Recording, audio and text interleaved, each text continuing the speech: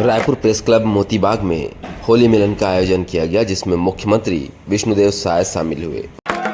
इस मौके पर राजधानी के पत्रकारों सहित रायपुर प्रेस क्लब के पदाधिकारियों ने धूम धड़ाके के साथ होली मनाई।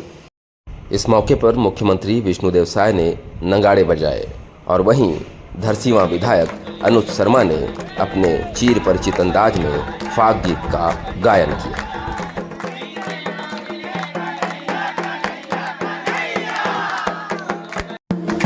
मोतीबाग के इसी परिसर पर एमए छत्तीसगढ़ी छात्र संघ ने भी होली मनाई और फाग गीत में झूमे।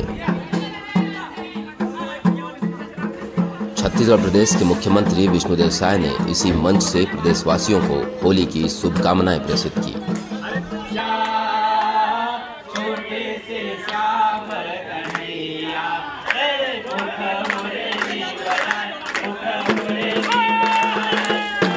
प्रदेशवाद छत्तीसगढ़।